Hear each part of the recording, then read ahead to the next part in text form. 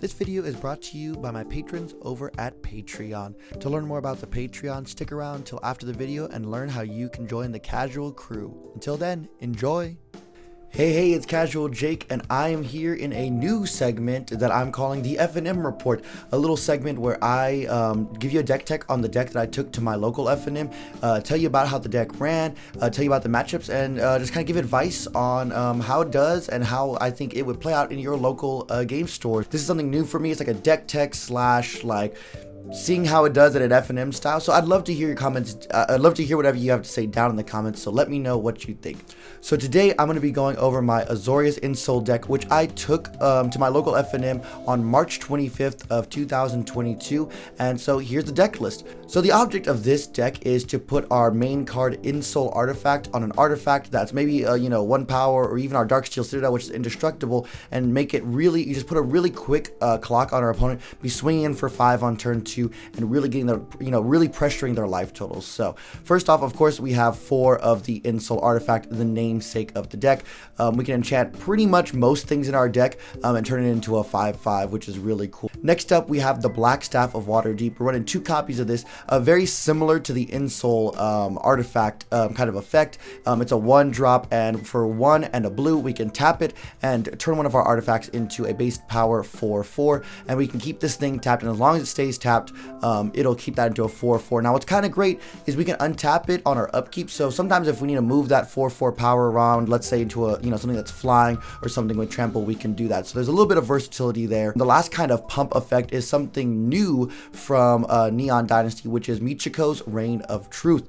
Its first and second part of this saga gives a target creature +1/+1 until end return for each artifact and enchantment we have on the battlefield. Now this, so something to know, you may think, oh, all the glitters to scales. Well, first off, it's just till the end of turn. So when you pass the turn, your creature is going to go back down to its original power and toughness. The second thing to note is it looks for this effect when the ability resolves. So if you play another artifact after the ability, it actually won't scale. I found this out from playing out in MTGO. I did check that is correct. So it'll count the number of artifacts and enchantments on the battlefield when the ability resolves, and then boost our stuff up. But even with that, this effect is usually pumping for 3, 4, 5 sometimes on turn 2 or 3, and really again getting that Ensoul artifact style effect on there. On the back side, the third side, it turns into an all that glitters on a creature, right? It's a 0/0 enchantment, so it's always going to be a 1/1 enchantment creature that's just going to scale bigger with the more artifacts and enchantments that we have. Now let's talk about the creatures that we are looking to Ensoul and make a little bit bigger. First off, we have 4 copies of Gingerbrute,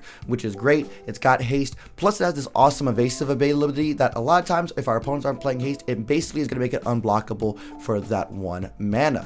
We also have 4 copies of Ornithopter, which we'll get to their sneaky tech here, but of course also something great to Ensoul, make a 5/5 and really get some advantage off of that in the air. Next up, we run 2 copies of Patchwork Automaton, which is not only an artifact, not only does it have that ward 2 to help protect it, but it's going to get bigger every time we cast an artifact spell. So we cast an artifact spell, we get to put a 1/1 counter on it. It's great to Ensoul, it's great to Blackstaff, because it does have that ward, it does offer that protection, plus again, it's going to get bigger every time we're casting our artifact spell. Then of course we have Stonecoil Serpent, one of my personal favorites to Ensoul. I love dropping this down on turn 1, Ensouling at turn 2, and suddenly you have a 6/6 reach, trample, protection from multicolor, just a lot of really great stuff on there, and surprising amount of creatures that it'll kind of block and kind of dodge with that protection from multicolor. We also run 4 Ingenious Smith, which is surprisingly, at least for me, I wasn't super high on this card, but this card is great. It is a 1/1 for 2 mana, and it comes in, unless you look at the top 4 cards of your library, reveal an artifact from among them, put it into your hand, and put the rest on the bottom of the deck. And it's so great because also whenever you play an artifact, or an artifact comes into the battlefield under your control, you're going to get a 1/1 counter on it. So it's going to get bigger. It grows when I've had sometimes, one time a person Fateful Absence my Stonecoil, and it's got bigger because I got that clue token. But also just digging through and finding those artifacts, finding something to put our Ensoul on, finding that Darksteel Citadel that we want to Ensoul, going 4 deep really helps the card advantage, since we don't really have any other ways to gain card advantage in this deck. So Ingenious Smith is a beater that's going to scale, and it's going to get us that card advantage. Last but not least, we have one of our lands, which is kind of, again, the classic thing to Ensoul, and that's Ensoul, Darksteel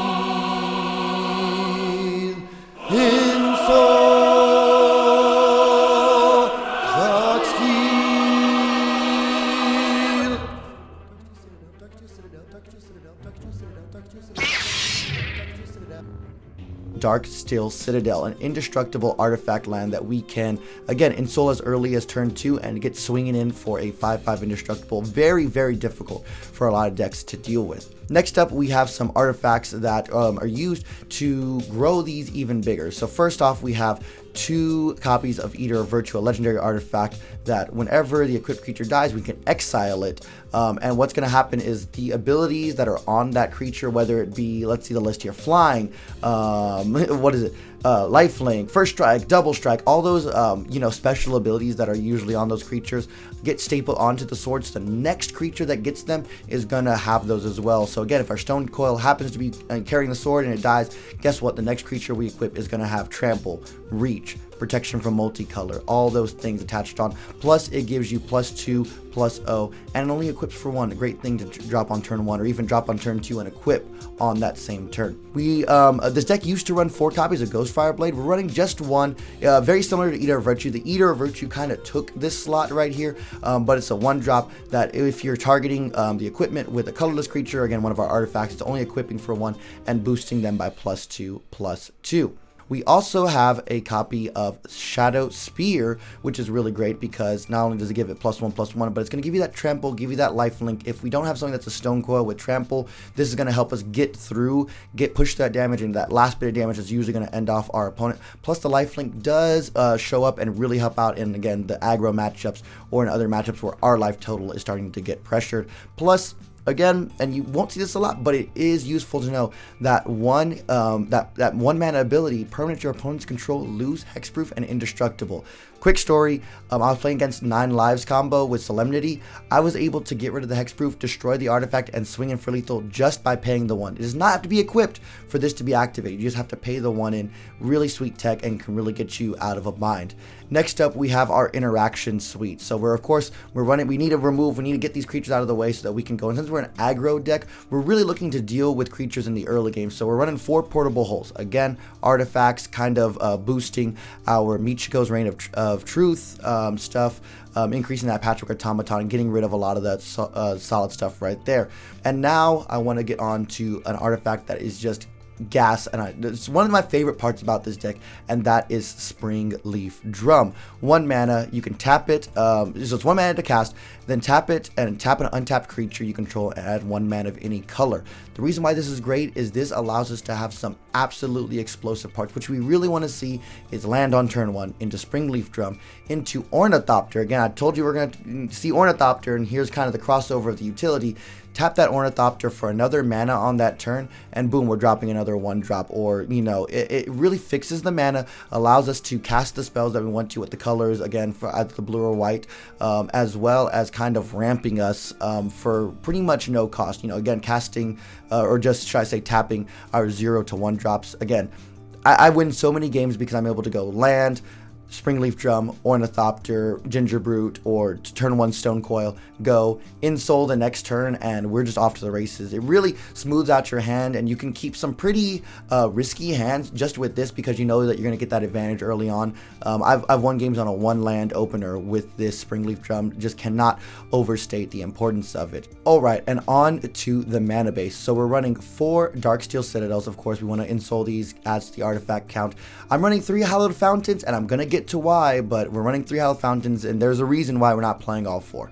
4 Hingegate Pathways, a Mana Confluence. Again, there's some sideboard tech that's going to kind of make sense, but also this deck used to run Shrapnel Blast, which I'm thinking about going back onto, again, just pushing through that extra 5 damage. That's a red spell, so the Mana Confluence can help kind of fix our mana and allow us to cast spells that we normally wouldn't play in Azorius. We have 2 Mutavaults to make sure that we're always swinging. Again, these man lands go in pretty much a lot of aggro decks that aren't using like Den of the Bugbear or Lair of the Hydra. 1 Basic Plains and 4 Spire of Industry, again, fixing our mana base, fixing our stuff. And I'm playing 1 Otawara Soaring City, so this is why I'm not playing the Hallowed Fountain. I really want to keep this deck low to the ground, 20 lands, pack it with our spells. So this Otawara, again, is kind of a removal spell and a land that comes in untapped. So rather than playing that extra Hallowed Fountain, I decided to cut 1 and play Otawara, and I haven't noticed anything bad. Again, I'm rarely worried about my mana colors with this mana base, as well as the Springleaf Drum acting as a mana rock. So let's talk about sideboard options real quick. So I'm a big 2 person. Again, this is all flavor, whatever you like, but I just love 2 ofs. It's really easy for me to take 2 things out, put 2 things in. So that's kind of why you'll see a lot of 2 ofs in my sideboards. So first off, 2 Cathar Commandos, really great, flash 3/1s, and that paying 1 to sacrifice it and destroy a target artifact or enchantment. There's a lot of enchantments, surprisingly, in my local meta, so this helps me attack some of that, as well as a 3/1 body. Flash speed out of nowhere is pretty good sometimes for blocking or for getting in an extra attack when opponents tapped out and not expecting it. Running 2 Deafening Silence, this is great for shutting down Phoenix, Lotus combo, because each player can only cast 1 non-creature spell per turn. It does affect us in some ways, but if we already have an Ensouled Stone Coil or an Ensouled Darksteel Citadel, we're not really trying to cast other non-creature spells, so we're just fine with that. I run 2 Grafdigger's Cage again against 𝐂𝐚𝐬𝐿 Spirits, against Winota, against Phoenix, against so many things.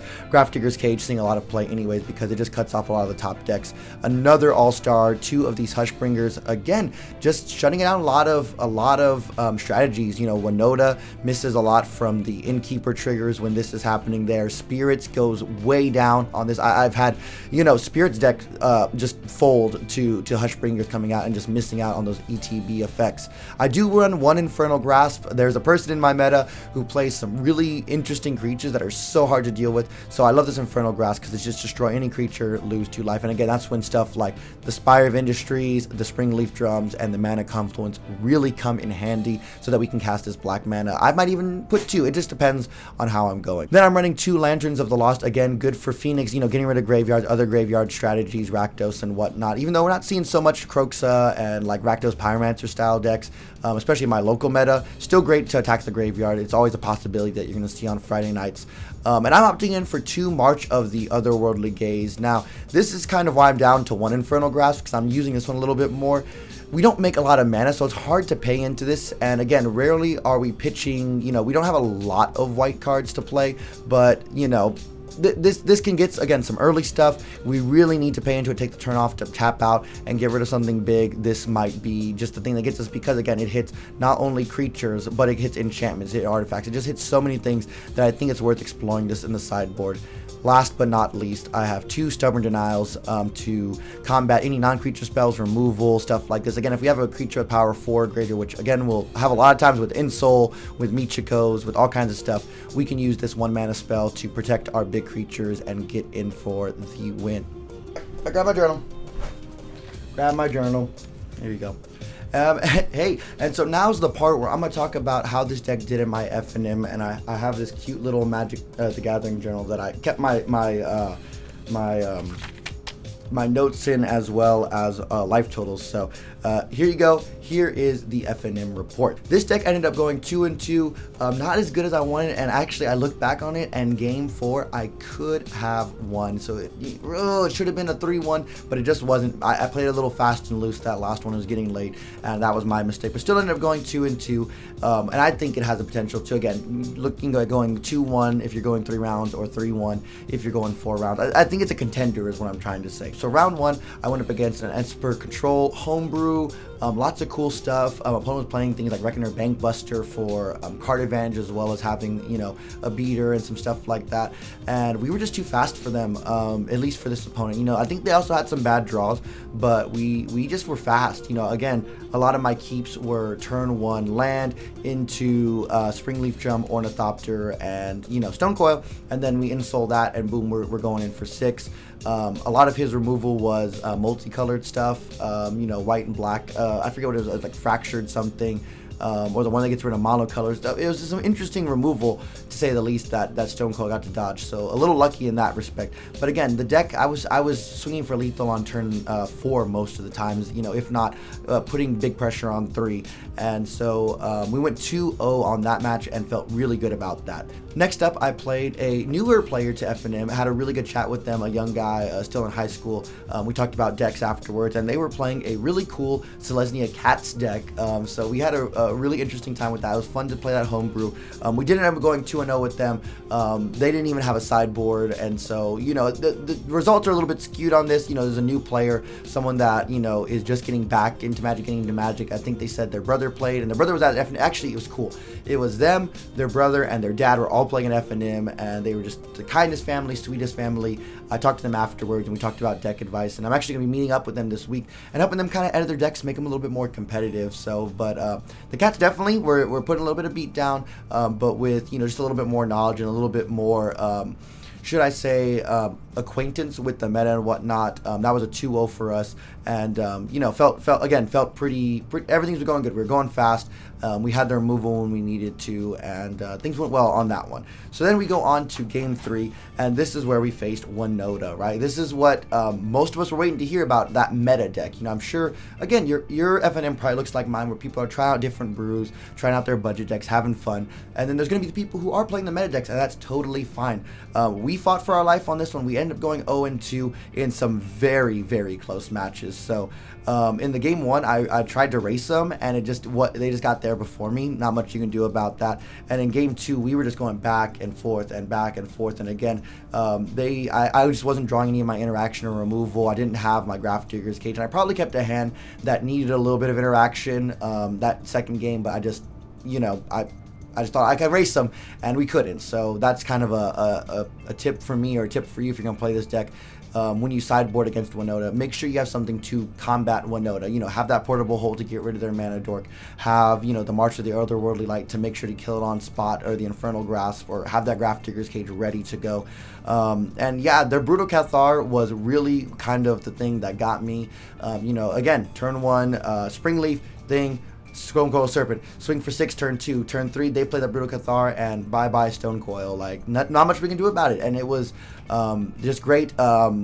You know, that Brutal Cathar is kind of hard because Portable Hold misses it. So maybe there's, you know, I've even seen people playing Glass Cask in the sideboard, so maybe there's, you know, talk about putting that in maybe rather than March of the Otherworldly Light or whatnot, but it is what it is. So we went 0-2 with Winota, and you know, got our big slice of humble pie there, and learned a little bit about what hands we should keep and mulligan. Last but not least, we went into round 4 against a really cool, I guess we were calling it Rakdos Sky Scourge deck, because it was that Scourge of the Skyclave deck where they were trying to get both of our lives down and hitting for big damage. And this was the one that we finally went to 3 games, and that third game, again, I totally punted, and I'll get to that here in a second. So game 1, we just got outvalued. I didn't know what to expect. I'd never really seen the deck before, and they were just doing damage to both of us, getting my life total down, and they were able just to kind of out aggro us. Second game brought in a little bit more interaction, was able to deal with some of their early threats, and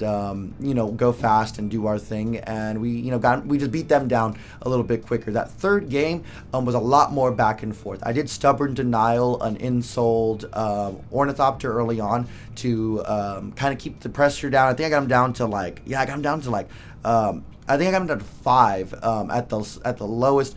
They were able to kill the Ornithopter. Then it was kind of a ground battle from there. They started gaining some life, and I can't remember what they were gaining life from, but I'm looking here at the score. It did start going up, and eventually got to the point where we were just kind of sitting there at similar life totals, like 7 or 8 or so, and they had that spell. Oh, I'm going to look up the image, but it's the Knight that has Menace, and it does a damage to each of us on our turns, on their upkeep, and we draw a card, and I just was drawing lands, wasn't drawing my interaction stuff. I actually resolved an Ingenious Smith, and this is my mistake. If I had a Black Staff of Waterdeep there, if I would have gotten the Ornithopter out of there, played it, next turn done the Black Staff of Waterdeep and started attacking, I probably would have gotten their life total so low that they would have just died to their own night creature, but I didn't. I played a Stone Coil instead on 1, thinking, oh, well, it'll be a 5/5 with Trample, but by then when they resolved their Scourge of the Skyclave, it was huge, and Trample wasn't going to do anything. So again, we just kind of sat there. The life totals got lower until they were able to overcome our stuff. In fact, they played the Akroan War and stole my Michiko flipped, and they were able to attack me with that, and they just had, you know, a wider board than us, and they took us down. And again, like I said, if I would have played that Ornithopter instead, if I would have thought just a second longer, oh, I need to fly over, they don't have anything with flying, I could have won that match. But again, it's a close game, really fun game, and ended up going 2-2 that night. So final thoughts on the deck. I like it. It's in a cool spot. It's definitely viable at your FNM, especially if you think a little bit, you don't punt like I did. We had plenty of time in the match. Don't know why I was playing it fast and loose, but that's just the way it was. It's a casual event, so, you know, and I'm casual Jake. So again, I didn't guarantee I was good. I try to be entertaining though. I like the deck. I recently released a video of this playing an MTGO league, and if you want to check that out, it's really cool. Check it out. I'm going to put it one of these areas, go and look at it. But also kind of a cool little neat thing is some tech when I got it posted to Reddit. Someone mentioned playing Emery Lurker of the Lock, and I really like that idea. I'm going to try that next week, I think, because Emery, we get access to Emery because we no longer have the restrictions of Lurrus, and it kind of fills the same purpose, right? If Lurrus was there to get our Ornithopters back so we can Ensoul it or Blackstaff it or pump it and kind of keep going, Emery will do the same thing for 0 mana getting our Ornithopter back, or for just 1 mana recasting a Stone Core for 1, recasting that Brutal Cathar, not Brutal Cathar, I'm so sorry, Ginger Brute. So I really like that that tech right there. So I'm thinking about cutting the 2 Patchwork Automatons, which are cool cards, but I didn't see them doing too much, and maybe 1 Michiko's Reign of Truth. I mean, we already have Ensoul to pump. We have 2 Blackstaffs, 3 Michikos. I think that's plenty of pump power. Getting that recursion from Emery, I think, is totally worth it, and something that I'm looking forward to trying in the future. I would love to hear what you have to say and what your thoughts are of this new video format down in the comments. If you want to support the channel, make sure you hit that like button, make sure you subscribe, and if you want to go a little bit above and beyond, hit that Patreon button. Go to the Patreon link. It really helps us out. In the $5 tier, you're getting these awesome tokens that I got to show you that Blood Artist is making. They're drawn, and we print them out, and the glare is there, but they are so pretty. You're gonna want them. We have copy birds, and we're just getting new ones every month, so you're gonna want to check those out. And even just for $1, it goes so far at helping this teacher who makes content on the side. It helps me out a lot, especially with like things like removing soon and all kinds of stuff. It just increases the content, right? I'm able to pay into this, new cameras, new effects, and stuff like that. So from the bottom of my heart, I appreciate you patrons. I appreciate you everyone who checked out the video, and I'm Casual Jake reminding you, don't forget to play your land drops. I'll see you next time. Bye.